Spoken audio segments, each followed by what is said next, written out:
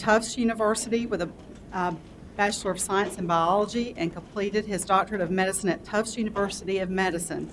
His postdoctoral training includes a surgical residency at Henry Ford Hospital, a fellowship in extracorporeal life support and surgical critical care at the University of Michigan Hospitals, and a pediatric surgery residency at the University of Alabama at Birmingham. It takes a long time to train these guys. We were privileged to have Dr. Pranikoff join the Wake Forest Baptist Hospital family in 1997. His leadership and commitment in both the academic arena and the medical center are exemplary. He currently serves on numerous committees. His leadership has been recognized in the medical center as well. He serves as the chairman of the IRB committee and newly formed practice council. In addition, he serves as the surgical co-director of our pediatric intensive care unit and the director of the extracorporeal life support program. He's recognized as a fellow of the American College of Surgeons. His accomplishments include numerous publications and presentations. I've personally worked with him in both the clinical and the administrative capacities. He always brings enthusiasm and thoughtfulness to any task and seeks to identify solutions which meets goals of all. Please join me in welcoming Dr. Pranikoff.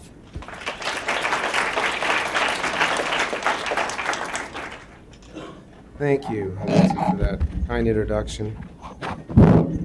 Let's see if I can get this to work. Can you hear me? All right, great. Well, thank you. I hope everyone still has a little bit of energy. If anyone wants to get up and raise your hands or shake your feet, feel free to do that while I start. I'll start by saying I have no conflicts of interest to disclose. I'm going to talk to you today about burns in children, probably something that most of you have some experience with, either personally or with your own children, and hopefully to a very minor degree. Burns are very common, and we're going to talk about burns and more severe burns that hopefully you have experience with. I'm going to talk a little bit about the epidemiology, and go into a little bit about diagnosis and management of some of these burns. I'm going to try not to get too technical. We're not going to talk about surgical management. We're going to talk a little bit about outcomes, and I'll share some data with you from some of our own research at the hospital, and then talk a little bit about prevention, which is in most of these areas, which is really neglected. So burns, like I said, are a pretty common problem. 2.5 million people are burned in the United States each year who seek care. There's many more people who have minor burns from the stove or from a cigarette. 100,000 of those patients require hospitalization each year, and up to 12,000 die. Not all of those are children. The crude rate of non-fatal burns is 156 per 100,000 for children under the age 18, but it's twice that for children in the 0 to 3 age group. So those are really the at-risk children. And hospitalizations can be prolonged. Half of them are less than a month, a quarter or 1 to 2 months, and 25% can be greater than 3 months for the most severe. Again, the younger children, 0 to 4 years, account for 1/3 of all burns. So that's a pretty impressive statistic. And fires and burns are the leading cause of accidental death in the home of patients under age 14. They're the 3rd leading cause of unintentional injury death in the U.S. for children 0 to 9 years of age, and the 5th leading cause of unintentional injury in infants in the United States. So a pretty significant cause of death and disability. 93%, so the vast majority of children are treated and released from the emergency department. So that's a good thing to hear. And 2/3 of hospitalized children have burns that are less than 10% total body surface area. So again, it's only the small percentage of burns that are really severe and require burn center management. You should also not forget that burns account for about 10% of all cases of child abuse. So, we are very in tune to injury and to intentional injury in our center. And I think that most people who see children with burns at least think about this. It's very important to be suspicious. Burn victims who are intentionally burned are almost always young. They're almost always under 10 years of age, and most of them are under 2 years of age. So they can't tell you that they've been burned always by a member of their family or someone that they trust. Although I would say that, where's Debbie? Debbie's here somewhere. There's Debbie. Debbie and I remember going in to see a 3-year-old a couple years ago who we just happened to catch at the right time. His parents had left the room and he was awake and there was no one else in there, and I had just seen him, the residents had admitted him overnight, and I had just gone around in the morning. We asked him, "What happened to you?" He said, "Jimmy burned me." And who's Jimmy? Well, it's my mom's boyfriend. So no one else had really gotten that history. I'm not sure if anyone else had really asked him, but he was in a setting where he was away from all the people maybe he was afraid of. And many kids that age, can't lie. They won't lie to you. They'll tell you the answer if you ask them the right question, and if they're not feeling like they're going to be punished for it. So, sometimes you will get that history. Scalds are the most frequent type of burns in abuse. So scald burns, again, have to be suspicious, they have to be investigated, and you have to think and look at the patterns of injury. Contact with heated objects are also seen, things like cigarettes, irons, curling irons, hair dryers, and sometimes even heated kitchen utensils are seen in burn abuse cases. So in order to talk about burns and understand them, we need to talk a little bit about skin. Skin is our biggest organ in our body. It covers our whole entire body, hopefully. It's our kind of barrier to the outside world. It keeps us warm, keeps the moisture inside of us. It gives us sensation that causes us to get away from things that are too hot or too cold, or chemicals that can harm us. It's where the insulation comes. It keeps us warm, and all those things are very important factors and turn out to be important factors in children and other older people who are injured. If you lose skin, then you lose those defenses. This cross-section kind of shows what is under the skin. Remember, the surface, the epidermis, is dead. It's all dead skin, and it's getting ready to be shed. It's shed continuously. Below the epidermis is the dermis, and that layer here is really where the active part of the skin, the growing part and the regenerative part of the skin is. It's where you have things like hair follicles and sweat glands and nerves and some blood vessels. And as you get deeper, there are more of these kind of organs underneath in the subcutaneous fat layer. And then finally we have muscle. And in a burn, any number of these layers can be affected. And depending on that, accounts for the type of injury that the body needs to regenerate. So we call burns superficial if the epidermis only is involved. Deeper burns involve the dermis. And it's important to understand this because the epidermis, again, is not alive, and having it taken away is of not much consequence because the dermis regenerates quickly and makes epidermis, and that burn will heal without much problem. It's the deeper burns that involve the dermis that require more time and more healing and are prone to more complications. So we have to classify burns, and we classify them for a couple of reasons. One is so that we can understand them better, we can understand how to treat them, and we can understand to tell people how we think they're going to do.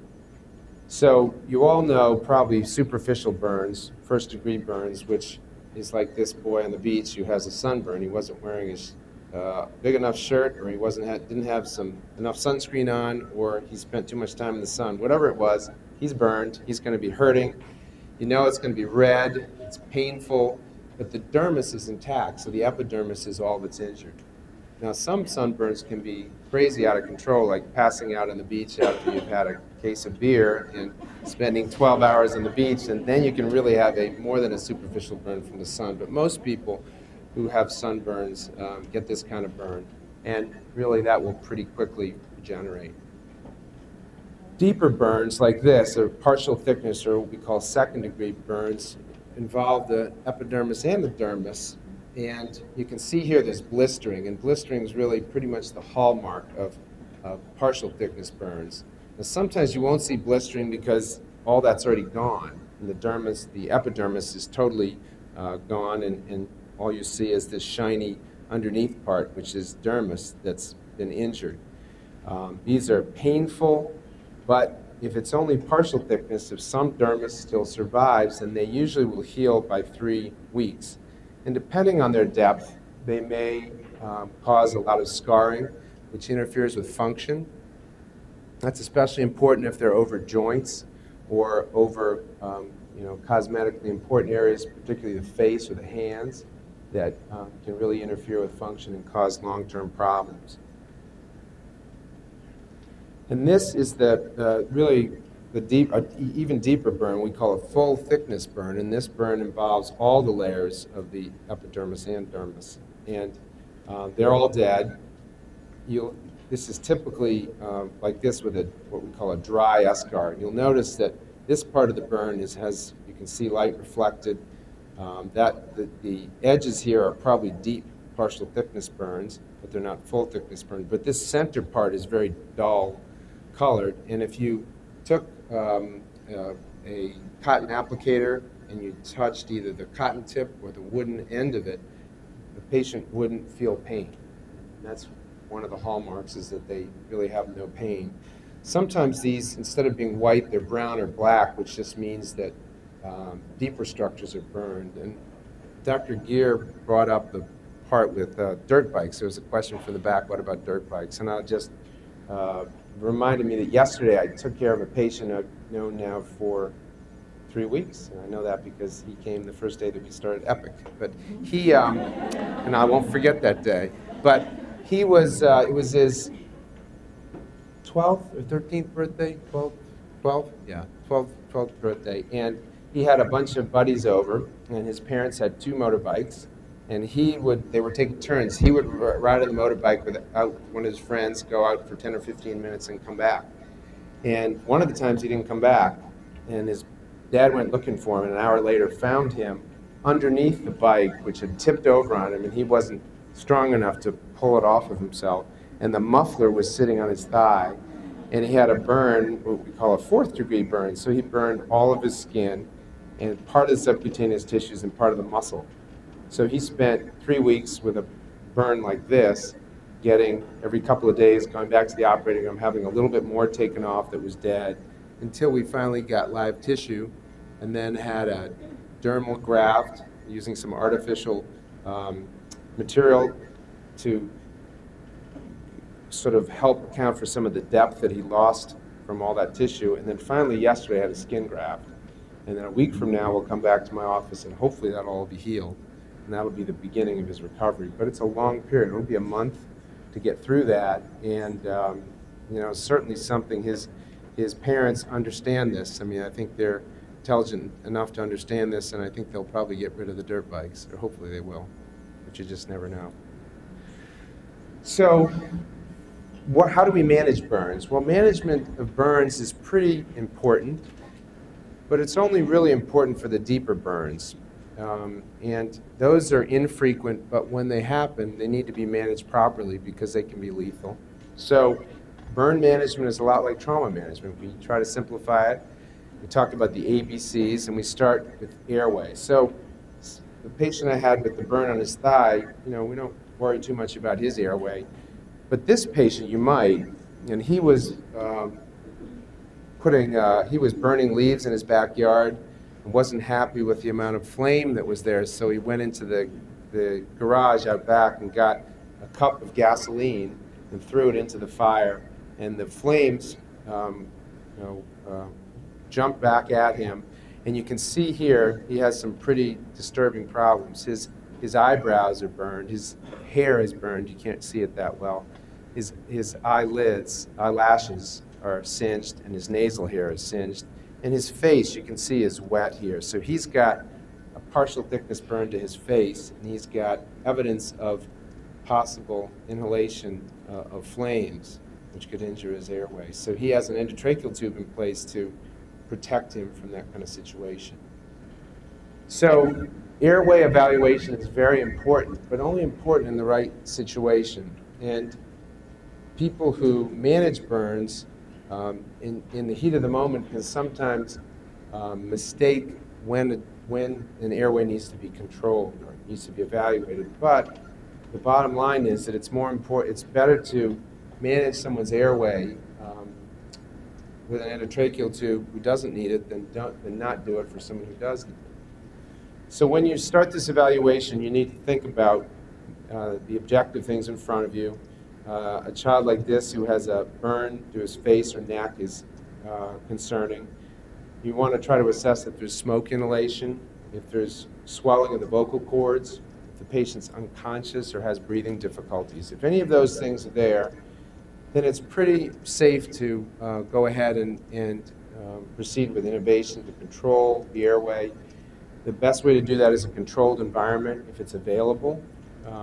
And if a patient, if there's difficulties or a question of the person managing the airway is not confident that they can obtain an airway like an endotracheal intubation, then that may need to be done in an awake fashion, and rarely a surgical airway is needed in the most severe burns.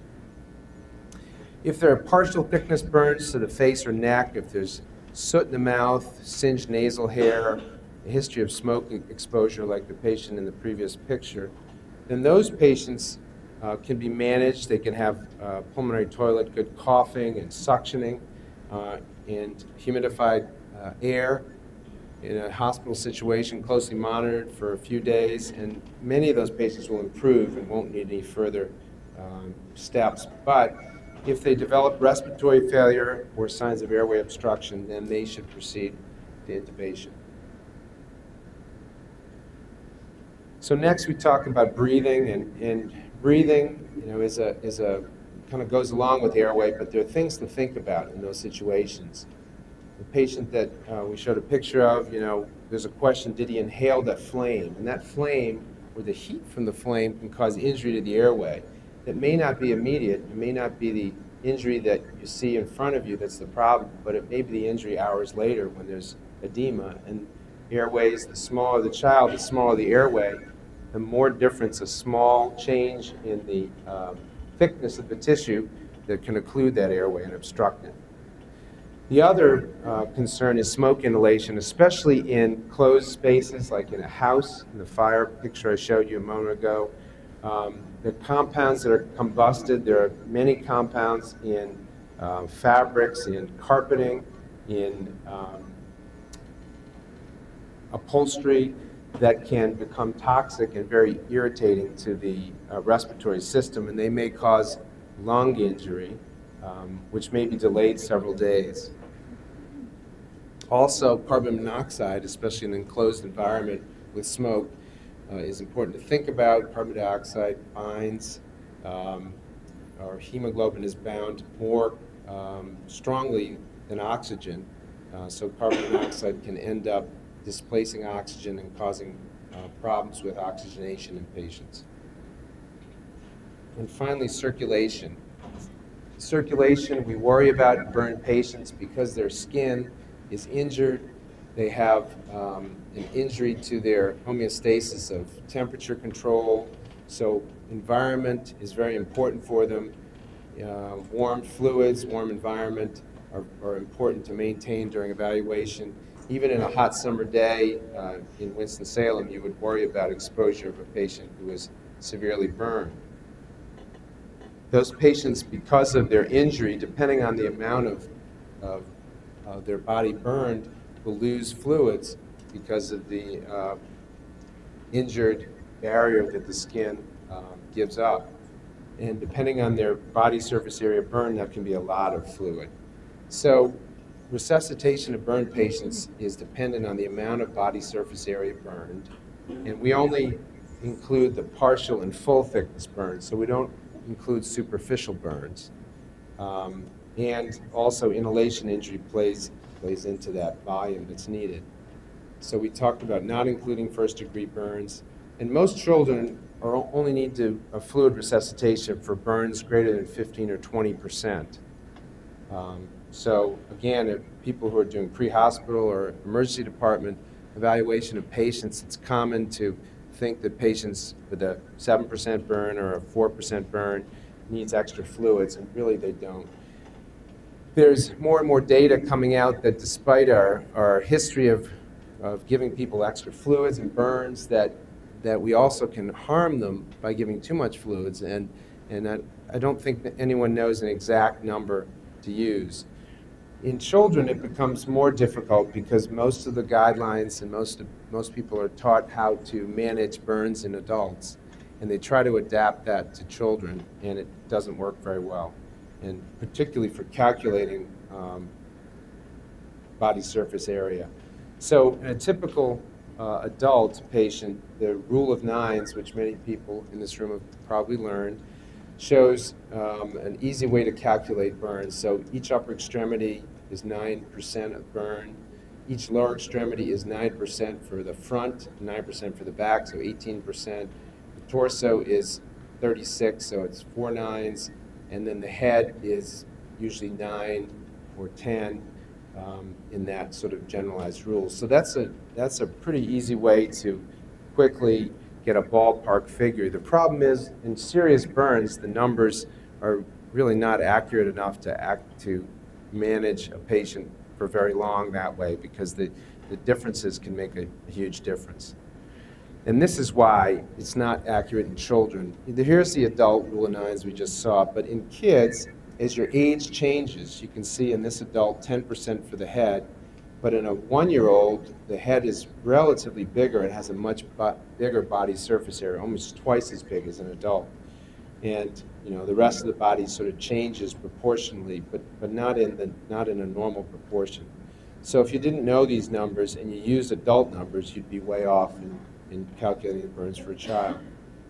So for that reason, most burn centers use this chart called the Lund and Browder chart, which is based on data taken from children, and you can see here it's different ages. So many of the areas are the same in children and adults, but areas here in letters A, B, C are different in different ages, and below here are the values for ages 0, 1, 5, 10, 15, and adult.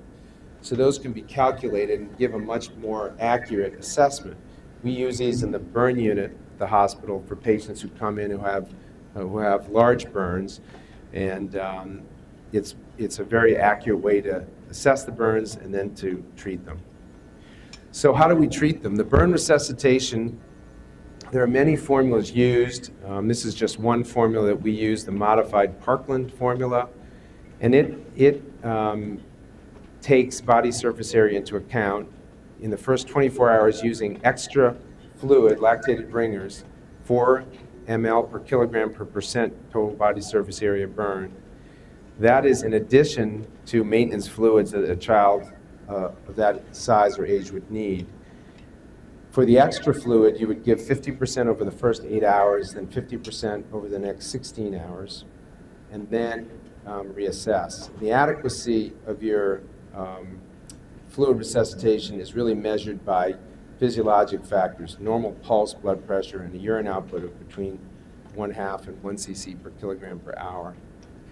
After the first 24 hours, we would shift to a more maintenance kind of fluids, and maybe use albumin in some patients to keep their colloid osmotic pressure more normal. So every burn talk has an example of how you calculate this, so I thought that I would add that. And this is an example of a 5-year-old who sustained a flame burn to the back and lower extremities. So here in this example, the back would be 13% for a 5-year-old, same as it would be in an adult. The buttocks would be 2.5% each, so 5%. The lower extremities would be 4% each for a total of 26% body surface area. So the only thing that was different in this example were the thighs, which in a 5-year-old would be 4% versus in an adult would be 4.75%. So that's not too much of a difference, but anyways, we get this 26%. So the Parkland maintenance would be the regular maintenance fluids would be 100 ml per kilogram per day for the first 10 kilograms, which would be 1,000 mLs, plus 50 mLs per kilogram per day for the second 10 kilograms. That would be 500 mLs per 20 kilogram person, divided by 24 hours. 1,500 divided by 24 is 62.5 mLs per hour.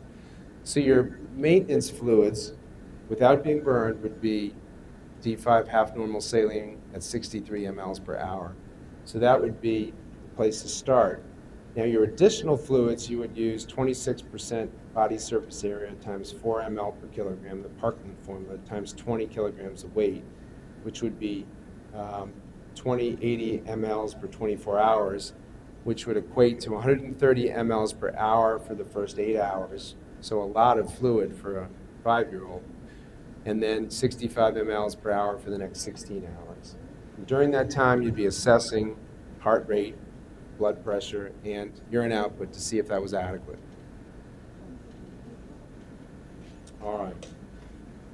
So management of those patients. Initially, management is in the hospital for severe burns. Resuscitation, we just talked about, that's an important phase of burn management, but nutrition is probably equally important. And many studies have shown that burn patients do better the quicker you give them nutrition. Some groups have really been proponents of early nutrition such that they'd put a feeding tube, a nasal tube in a patient in the emergency department, and within the first hour after a burn would start nutrition. Nutrition has a lot of benefits, fighting infections and healing burns. It lowers hospital stay, lowers complication rates in the hospital in general, and it's something that we try to do whenever we can. The burn wound then has to be evaluated and managed, and initially we expect in most burns that the burn will progress because it's not just the heat that causes the injury, but it's also the body's response. And sometimes we can't really tell, and it's hard for parents to understand, what are you waiting for? Why can't you tell me how bad the burn is? But often we don't know.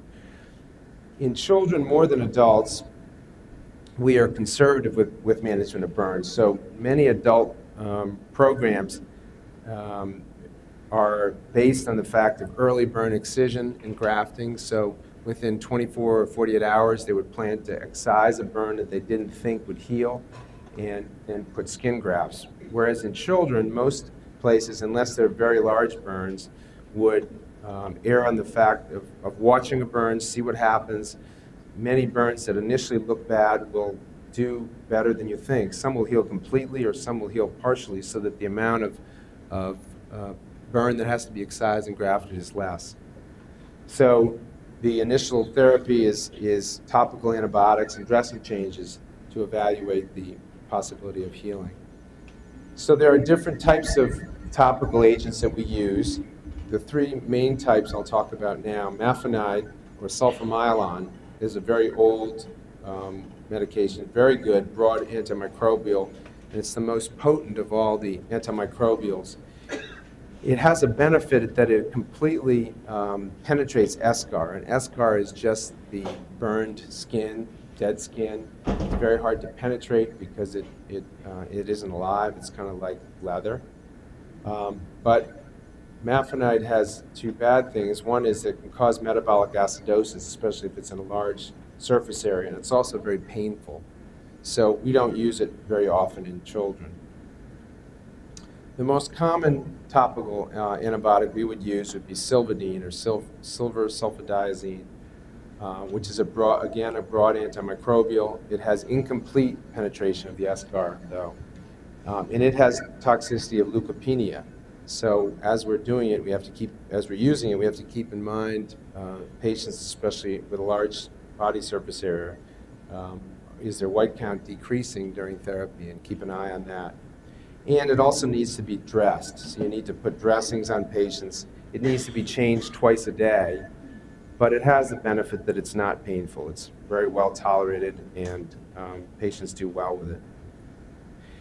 And then the last one we use is bacitracin, which is very good for gram-positive organisms. Again, it doesn't penetrate eschar.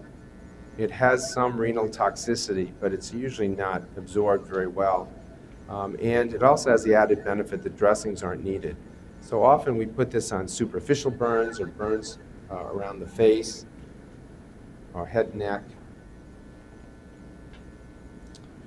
So I'm going to show you some algorithms of way burns can be managed depending on what type of burn and how extensive they are. And flame burns, that are extensive, if they're circumferential and they're on an extremity or the chest wall, then they may require pretty prompt surgical management with what we call an escharotomy. An escharotomy is simply just cutting through the dead skin with a knife.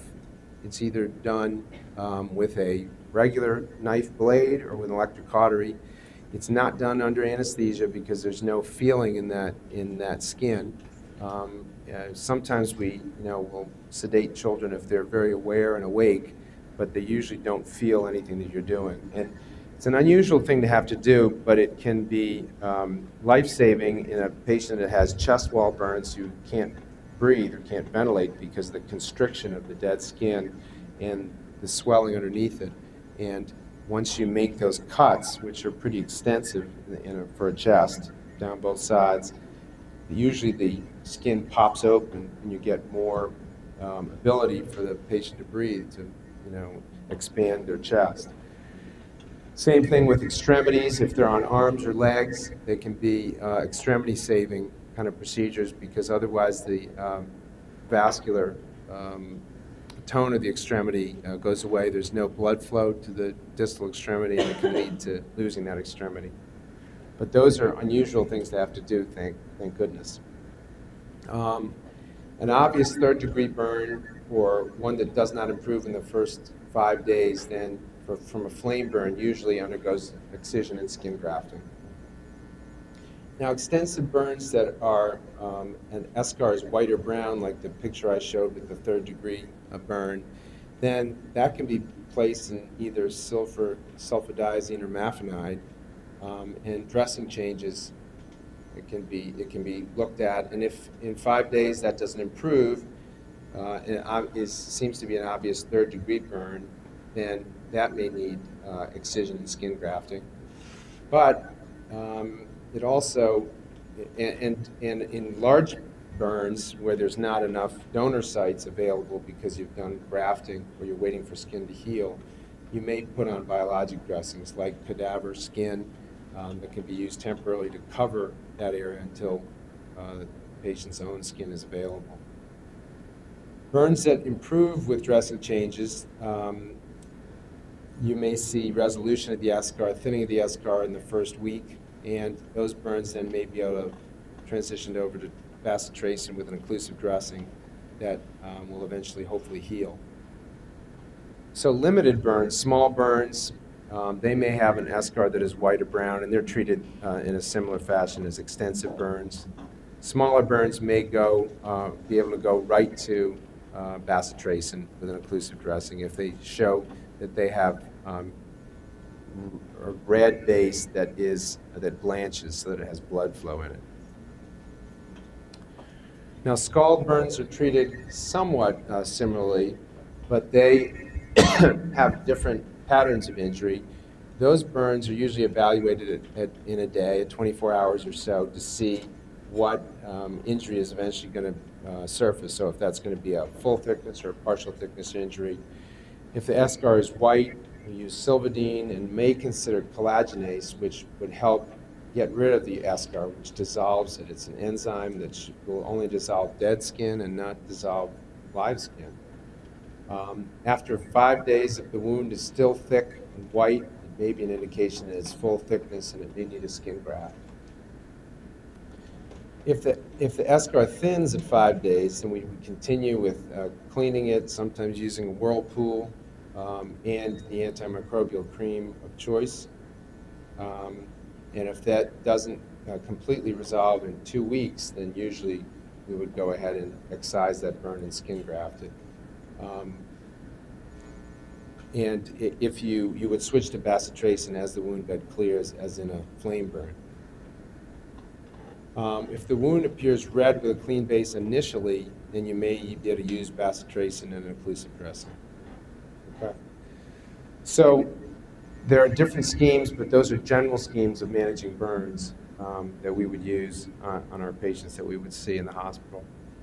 So I'd like to show you some data from some research that we've done that Doug Swartz, who's a fourth-year medical student interested in surgery and is applying right now for surgery residencies, helped get together. And we asked ourselves, what is the difference in total body surface area of a burn when it's estimated at the referring institution compared to what it is when we see the patient in the burn unit or in the burn center? And how does that impact the amount of fluid that a patient might get? So we took data from retrospectively from 7.25 years, from January 2005 to March 2012, and looked at that data, trying to look at data from the outside hospital and from our institution. We found 423 patients that we saw in that time, age 0 to 16 years. 298 were initially came from a referring institution. That was the majority, 70%. We excluded 31 because we had incomplete records. And 125 came directly to the Children's Hospital, 30% of them. And this table shows you that 61% of the burns were scald burns. So that's the most common burn, followed by flame burns, 23%, and then a smattering of other type of burns. The most common were patients with less than 10% burns. 70% of them were less than 10%. And you can see that the percentages decrease pretty quickly as you go up higher and higher. So we only had one patient that was greater than 50% burns. If we look at the overestimation of burns by referring institution, it was fairly considerable. Patients with between 0 and 10% burns, their mean that the average amount that the burn was overestimated was 5.5%. So a burn that was really 10% was called 15%. But the standard deviation is very large, and there was a huge range. The bottom line is that most burns are overestimated by the referring institution. And if you look here, the burns that were the least overestimated were the 20 to 30% burns, but bigger burns were even higher, and the largest burns, the 50 to 60%, was overestimated by a considerable amount. And that causes problems with management, because many times these patients come from far distances. We don't see them for many hours after their injury, and we have to base our recommendations on treatment based on wrong information. So it gets hard to do that, and by the time they come to see us, it's hard to change and take away all the fluid that we gave them that they might not have needed. So here, it's overestimated. Patients who had their body surface area overestimated received on average 40% excess fluids. So that's a lot of fluids. But even patients that were not overestimated, because of the way the burn resuscitation was calculated at the referring institution, still received 28% excess fluids. So there's a lot of work to be done.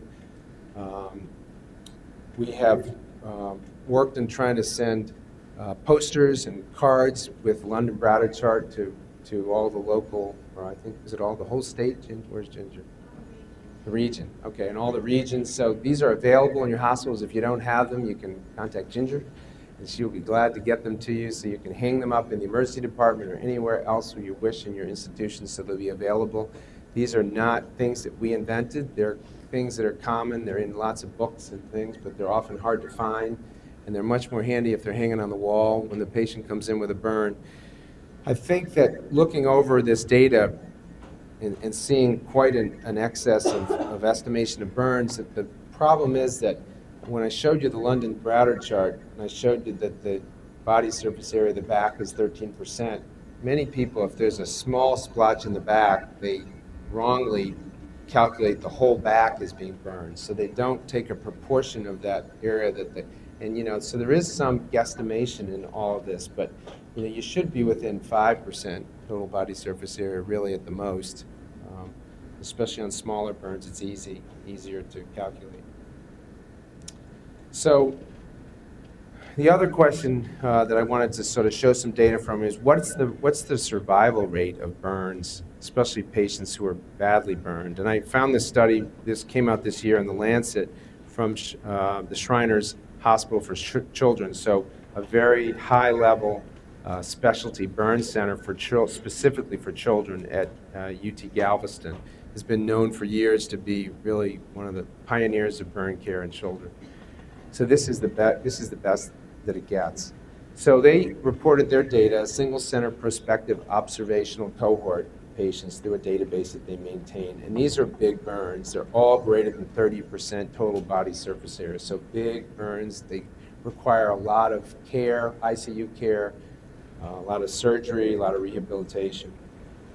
They looked at their registry for 11 years and reported the data. And again, this chart is not made to have you look at every data, but I highlighted a couple of things. So the operations needed, you'll notice on the top here, this is, you know, 30, 40, 50, 60, 70, all the way up to 100% burns. And not surprisingly, the more you're burned, the more surface area, the more operations you're going to need to take care of this. And patients with 100% burns needed on average eight operations. But the interesting thing is survival. The mortality rate is really quite low if you're involved in taking care of patients with burns. You can see a 30% burn has a 3% mortality rate. That's a big burn. I would expect that to be much higher. And even the highest, the worst burns, 100% burn, only had a 55% mortality rate. So those are very good figures. And probably the take-home message from this slide is that if you have a child that you're taking care of, or your own child that's severely burned, they deserve to be in a real specialty burn center. Wherever that be, they should go there. They looked at things that impacted mortality, and they found that the biggest impactor of mortality was burn area greater than 60% total body surface area. Inhalation injury made the mortality 3 times those of patients who did not have an inhalation injury. And interestingly enough, female sex also was a predictor for mortality. It had twice the mortality of boys. The age and the time between burn to admission to their hospital did not impact survival. All right, so I've given you a lot of data and a lot of information, and the next thing is what we're the worst at in medicine, I think, is prevention. And an article I found in the Journal of Craniofacial Surgery had some suggestions. Most of them are common sense suggestions, but they're worth talking about. So how can we prevent skull burns, or how might we prevent skull burns? Cooking foods on the back burner, right? Pretty common sense kind of thing. And if you have small children and you know that they start reaching for things on the counter as soon as they start walking, and they get a little taller and they can reach more, and their brain hasn't changed too much, so they don't know what they're reaching for, and they can't see it either, but they're just reaching. So that's probably good advice. Turning handles to the back or the center of the stove, again, to prevent children from reaching them, probably makes a lot of sense. Neither of these things cost any money. They're pretty easy to do, and it's like putting on your seatbelt, but they're things that you have to think about doing to do. Never holding a child while you're working around hot substances. You know, we have lots of parents that are doing their best, you know, and they have a hot cup of coffee and their child comes up from behind them and spills it, or they're taking a hot pot off of the stove and dumping it into the bathtub, or dumping it into the sink or something like that, and they get knocked by their child and spill it on them and they burn. and being aware where children are when you're transferring those hot foods from one location to another. So those are all very common sense, simple things to do. Setting the thermostat of your hot water heater to less than 120 degrees. How many people know what the temperature of the hot water heater is right now in their house? Anyone here know it? Not many people. Okay, you might want to check that if you have young children or also elderly adults, because the water coming out of your faucet can burn pretty quickly, you know, if you're not conscious of that, if it's set too high. You should always test the water before placing your child into the bathtub. How many people have a thermometer in their bathtub? Anyone here? Wow, good. Julie, you're doing all right. Good. So maybe the rest of you, you put your elbow in or something, can feel how hot it is. But you really should, at least the lesson there is to be testing the water. You know, we see a significant number of kids whose parents, for some reason, didn't think the water was that hot. They run the tub, they take the child, stick them in the tub, they start crying, they take them out, and, you know, they're burned because they didn't feel the water. And last, never leave a child unattended in the bathtub, because we know bad things can happen. Contact burns, obviously monitoring a child closely when hot objects are nearby is very important. To prevent electrical burns, keeping cords out of the reach of children, unplugging cords whenever possible, and having, you know, safety outlets, and monitoring children when they're near electrical cords is important. Finally, I'd just like to share some suggestions about transfer to burn centers. And there are criteria that are published that make sense, and we'll go over them now. So burns greater than 10% total body surface area in a child are probably a reason to transfer to a center that takes care of burns specifically. Burns that are greater than 5% full thickness component. Burns with complicated injury or trauma. So burns with, you know, fractures or abdominal injuries or chest injuries combined with burns should be seen in a trauma center, or pediatrics trauma center, preferably. Electrical burns, including lightning injury, inhalation injury, any inhalation injury, those patients are likely going to need ICU care, and if they're children, they should be in a pediatric intensive care unit. Burns in young children are very important. They're harder to manage. They need more dedicated people who are used to taking care of those patients. There are issues that people who don't take care of children wouldn't even think of, like how do you keep an IV in a 6-month-old with burns in 30% of his body? How do you fasten the endotracheal tube to someone who has burned skin all around their face and their neck? So those are things that become really challenging, particularly in children and in young children. And burns involving the face, hands, feet, perineum, or major joints, which are going to need thoughtful care and long-term, you know, reconstruction and rehabilitation, are better managed in a burn center. All right. Questions? Even silly ones, yes. In our area, a lot of times we use the 1% service of the hand. Does that transcend 48 groups? Sylvanine? No. 1%. Oh, 1%, yes. I'm sorry, for surface area. Yes, so the question was, you know, is a general guideline that the surface area of the hand is 1% burn, and that is a good guideline. But the other thing is that sometimes people in the thrill of victory, thinking that they're doing it right, are using their hand in a 2-year-old. So you've got to use the child's hand, what we should say, so be specific. But yes, I mean, that's a good, especially for small burns, because, you know, there's a difference between a 2% burn and a 10% burn, but you'd be surprised how many kids that we see who have a 1.5% to 2% burn that get billed as a 10 to 15% burn. So then you're concerned on the phone, well, should we start a fluid resuscitation or not? I mean, a burn like that could probably be discharged from an emergency department and follow up with someone several days later. So it does make a difference in a lot of ways. Yes? What's your recommendation in treating burn, for example, like in a toddler, a scalding burn, a hot coffee? Right. That's waiting for transfer to another facility.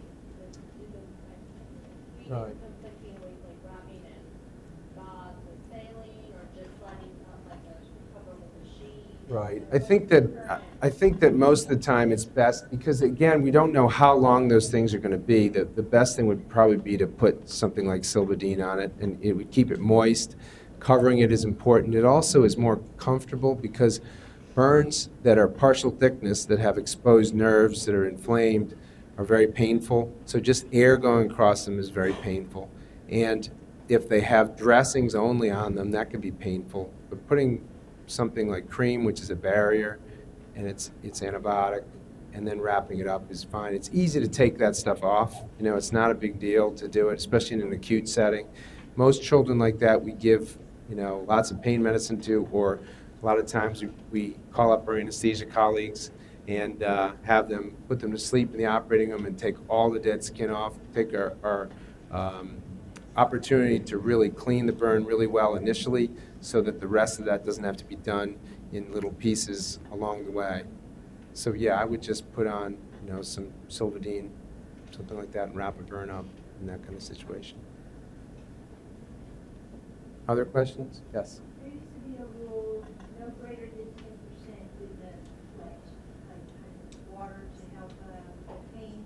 Is that still a hard rule? What do you mean by water? Well, they used to, I used to be a paramedic, so they said if the burn was greater than 10%, that we should not use water as a means of cooling the injured area. Yeah, that's a good question. So cooling would never ever be indicated for a burn.